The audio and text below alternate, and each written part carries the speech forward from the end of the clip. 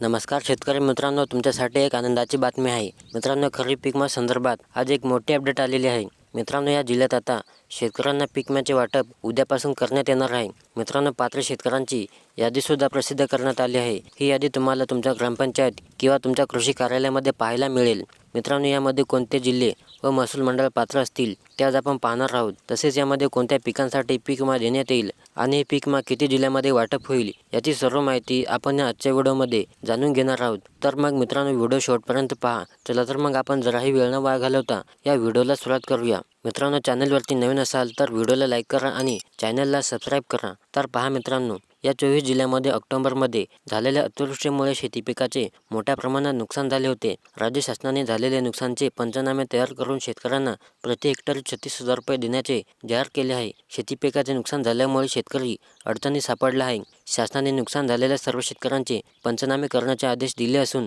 सर्व शेतकऱ्यांच्या बँक खात्यामध्ये पैसे जमा करण्यात येणार आहेत. तर पहा मित्रांनो, जुलै, ऑगस्ट, सप्टेंबरमध्ये आलेल्या पुरामुळे तसेच सततच्या पावसामुळे अतिवृष्टी, पावसातील खंड, अवकाळी पाऊस, इतर नुकसान इत्यादी नैसर्गिक आपत्तीने शेतकऱ्यांचे मोठे नुकसान झाले आहे. अजूनपर्यंत शेतकऱ्यांना नुकसान भरपाई मिळालीच नाही. या संदर्भात तात्काळ बैठका लावून शेतकऱ्यांना नुकसान भरपाई त्वरित देण्याची मागणी केली आहे. कोल्हापुरात पूर नुकसानचे 122 कोटी रुपये जमा होण्यास सुरुवात झाली आहे.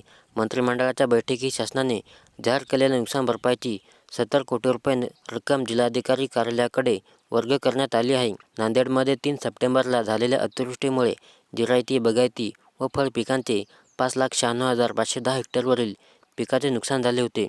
या कालावधीत शेतकऱ्यांच्या नुकसानाचे सर्वेक्षण करून नुकसान भरपाईची रक्कम निश्चित केली जाणार आहे. त्यानंतर या शेतकऱ्यांना पीक विम्याची रक्कम वितरित केली जाईल. सध्या अनेक शेतकऱ्यांच्या खात्यावरती पीक विम्याची रक्कम जमा झालेली नाही. त्यामुळे त्यांच्यात कडक वातावरण निर्माण झाले आहे. या पंतप्रधान पीक विमा योजनेतून सन 2024 मधील खरीप आणि रब्बी हंगामात पीक विमा क्षेत्र बाधित झाल्याचे त्याची भरपाई म्हणून सुमारे 500 कोटी रुपयेपर्यंत रक्कम मंजूर करण्यात आली आहे. ही 500 कोटी रुपये रक्कम शेतकऱ्यांच्या खात्यावरती येत्या सोमवारी जमा होणार आहे. ज्या शेतकऱ्यांनी नुकसान भरपाईची KYC केली आहे त्या शेतकऱ्यांच्या खात्यामध्ये हेक्टरी 35,000 रुपये जमा होणार आहेत. ऑगस्ट आणि सप्टेंबर महिन्यातील नुकसानीसाठी मदत नेमकी कोणत्या जिल्ह्यातील शेतकऱ्यांना मिळणार आहे?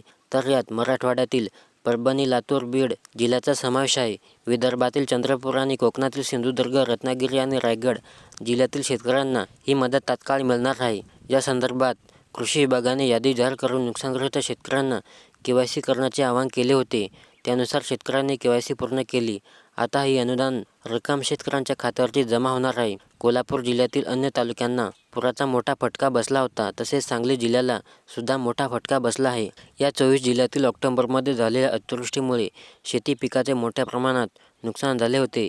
राज्य शासनाने झालेल्या नुकसानाचे पंचनामे तयार करून शेतकऱ्यांना प्रति हेक्टरी 36,000 रुपये देण्याची जाहीर केले आहे. मुरुडमधील या अनुदानास 1,794 शेतकरी पात्र झाले आहेत. या पंतप्रधान पीक विमा योजनेतून सन 2024 मधील खरीप आणि रब्बी हंगामात विमा क्षेत्र बाधित झाल्याचे त्याची भरपाई म्हणून सुमारे 614 कोटी रुपयेपर्यंत रक्कम मंजूर करण्यात आली आहे. ही रक्कम 614 कोटी रुपये शेतकऱ्यांच्या खात्यावरती येत्या सोमवारी जमा होणार आहे.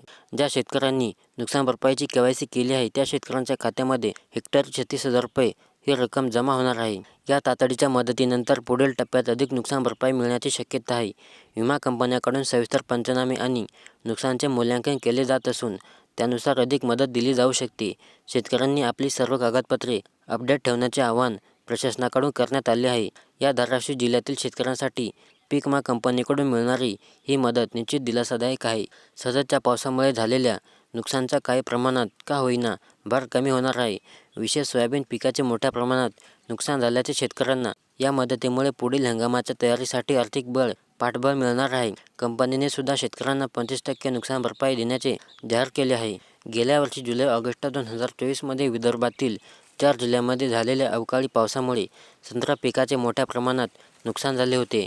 या नुकसानग्रस्त शेतकऱ्यांना दिलासा देण्यासाठी महाराष्ट्र शासनाने 170 कोटी रुपयांचे विशेष अनुदान मंजूर केले आहे. विशेष म्हणजे या निधीचे वितरण राज्य आपत्ती प्रतिसाद निधीमधून करण्यात येणार आहे. ऐन काढणीच्या वेळी मूग व उडीद पिकांचे तर सप्टेंबरमध्ये सोयाबीनसह फळ पिकांचे अतिवृष्टीमुळे मोठे नुकसान झाले आहे. जिल्ह्यात ऑगस्टमध्ये 3,350 शेतकऱ्यांना 150 हेक्टरवरील पिकांना बाधा झाली होती. या बाधित शेतकऱ्यांना सरकारने 5 कोटी रुपये नुकसान भरपाई मंजूर केली आहे. तर लवकरच ही रक्कम शेतकऱ्यांच्या खात्यामध्ये जमा होणार आहे. तर मित्रांनो, ही शेतकऱ्यांसाठी मोठी आनंदाची बातमी आहे. मित्रांनो, व्हिडिओ आवडल्यास नक्की लाईक करा आणि चॅनलला सबस्क्राईब करा.